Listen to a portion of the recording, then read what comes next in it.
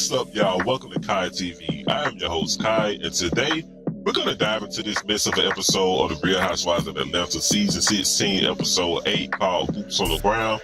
And let's pray we don't ramble too much about nothing because ain't shit happened. Y'all see, I didn't even waste time doing a review on Episode 7 because it was a filler episode, just like this one was. But here we are, so let's see what we can squeeze out of this episode.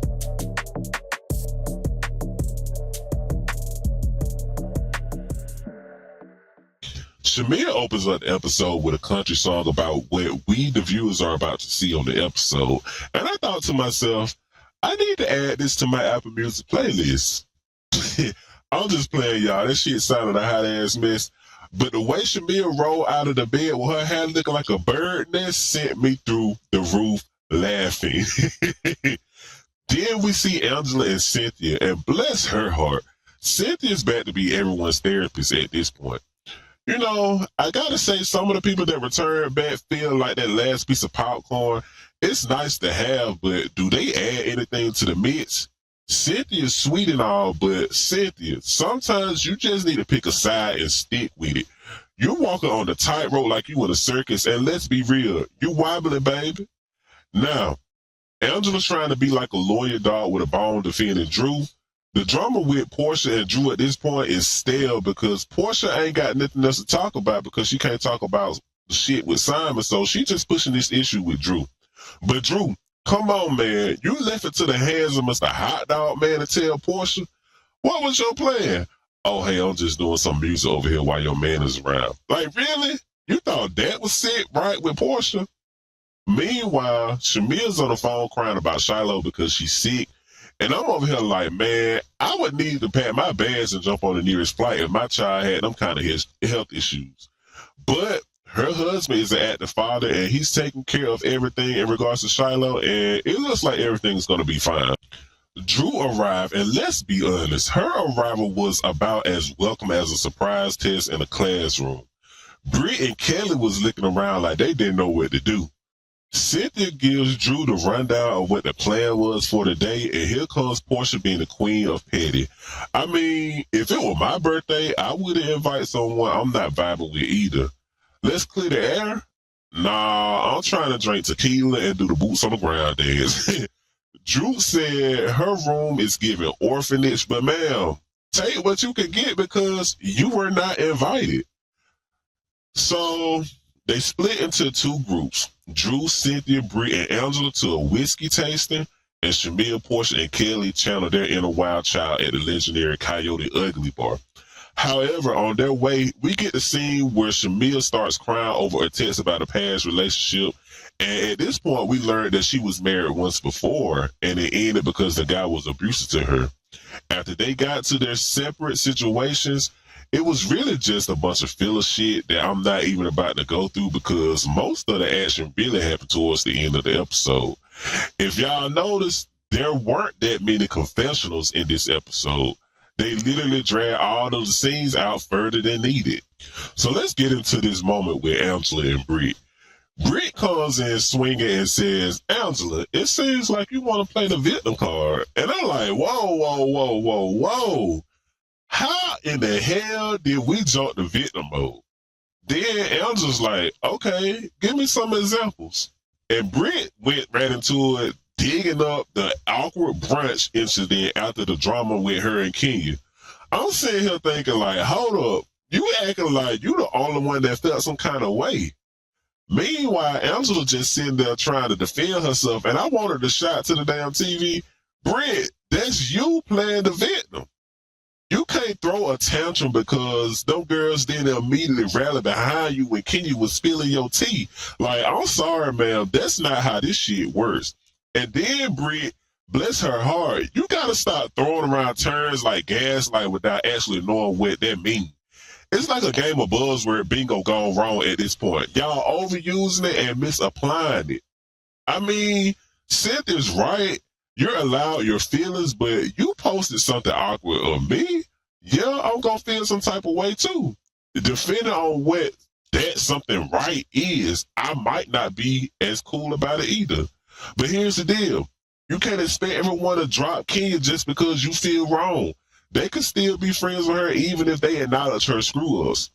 Kenya already said it, everyone's seen it, what went down, and you don't get to demand everyone to adapt to your emotion like it's a command performance. Just because it feels like your moment doesn't mean it's everyone else's responsibility to mend it. So now you're all mad at Angela because she pointed out your lie about your license. And honestly, she wasn't trying to comfort you, baby. She just asked you a question. So while you jumping down her throat all dramatic, maybe take a little pause and realize she just played the game too.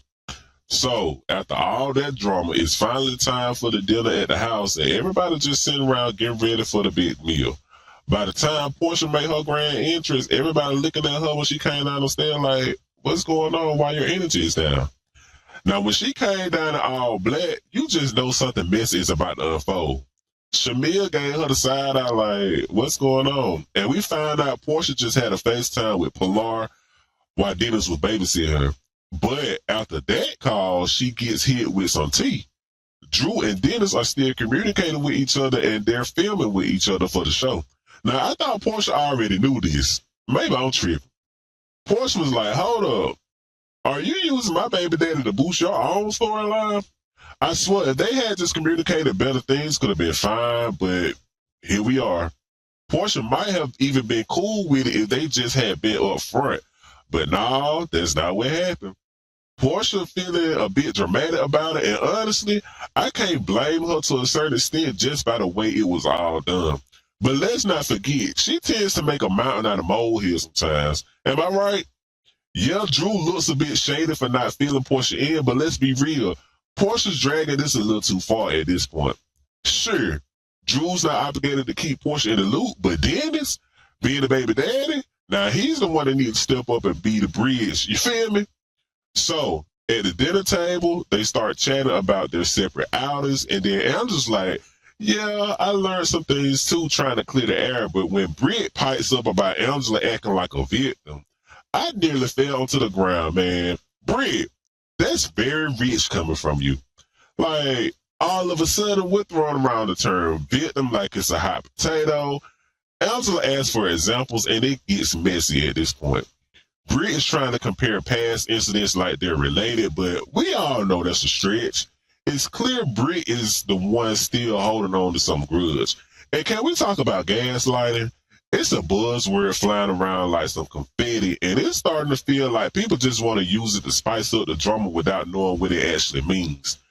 At that point, I'm just sitting back thinking, baby, if you feel attacked, maybe it's because you're the one causing all the drama.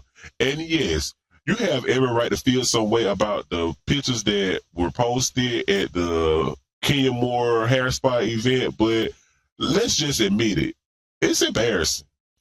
Next, we got Drew sitting at the table with anticipation, desperate for attention like a dog that hasn't been walked in days. She took that moment and raised her glass, reminding everybody that, she wasn't invited on the trip. And then she asked Porsha, is it okay if I'm here? Porsha looked at her, barely wanting to speak, and said, yeah, you straight. Drew took that moment as an open invitation to make her grand exit, turning this shit into a theatrical performance. Listen, I get that it's wise to ignore Drew's antics, but come on, y'all, this is prime TV. Drew plays herself in every role that she has ever been on TV. Like, she don't never, turn into another character. She's always playing herself. And it is no different on Real Housewives of Atlanta. That's why I can't take her ass seriously. By the end of the episode, it turned into a wild party scene as Porsha, Shamil, Brittany, Kelly, and Cynthia are out there by the pool, popping bottles, throwing money, twerking, all that good stuff. This around 2:30 in the morning, the cameras were still rolling, and even when the cameras stopped, Angela was up in her room on the phone with Charles, I think. I don't forget who she said she was on the phone, but she said she was on the phone, and she overheard them outside talking.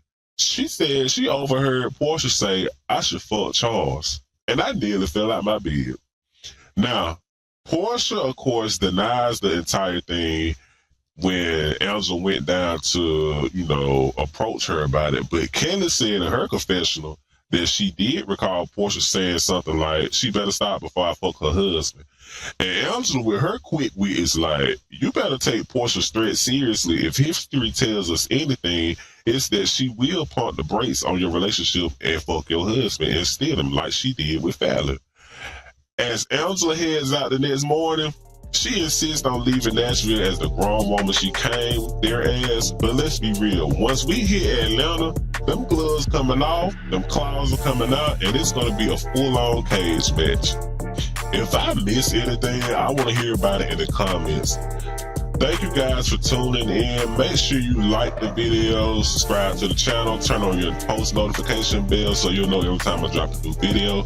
Share this video with your family and friends, and hopefully next week we'll have more to talk about because I was very bored with this episode. But thank y'all for tuning in. I'll catch y'all on the next episode right here on Kai TV. Peace out, y'all.